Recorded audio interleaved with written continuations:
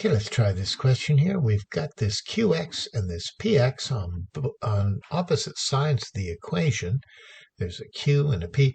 I think it kind of makes sense to put the x's on the same side. So you subtract qx and you subtract q from both sides. And why did you do that? So you could get the x's on one side.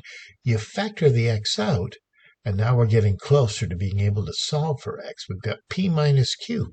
Well, we've got to divide both sides by p minus q in order to get at x. So x equals p minus q divided by p minus q. Well, anything divided by itself is 1. But this restriction is quite important. P can't equal q, otherwise you'd be dividing by 0, and that would be very bad. So this restriction is quite important if x is going to be equal to 1.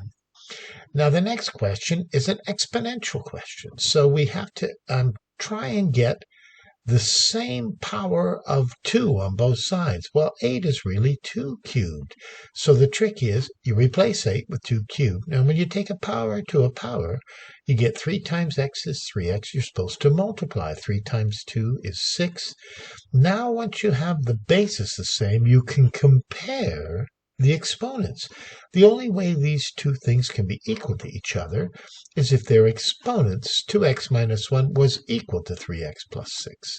And that's an easy question to solve. You subtract 3x, you add 1, you get minus x equals 7. So therefore, x must equal minus 7, multiplying both sides by negative 1. Now, how are you going to solve a question like this? Well, it's fractions. It's an inequality, but we can get rid of this 6 and this 4 and this 3 if we multiply by the LCD of 12. What a nice thing to multiply by. And then you have 12 over 6 times the 5x times the 8. And then 12 over 4 times x, that's going to be 3x. 12 over 3 is 4 times 2x. N times minus 6. So I wrote it out nicely like that. I thought I didn't, but I did. You see, the nice way is to think of it as 12 over 6 times this 5x plus 6, 12 over 4 times x, 12 over 3 times 2x, and minus 9. Because 12 divided by 6 is 2, and that gives you 10x. And 2 times 8 is 16. And 12 divided by 4 is 3. And 4 times 2x is 8x. And 12 divided by 3 is 4 times 9 is minus 36.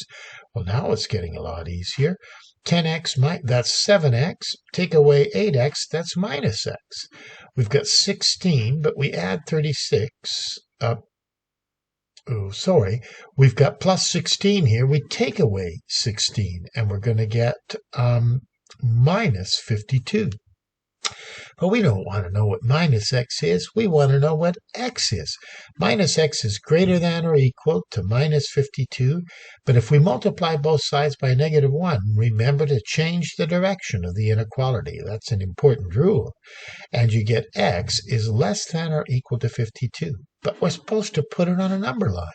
Well, all you do is take a line, put the number 52 there, put in a solid thing because it's less than or equal to, and just an arrow going past 0 like this. That illustrates x is less than or equal to 52 on the number line. I think I did that right. I hope I did.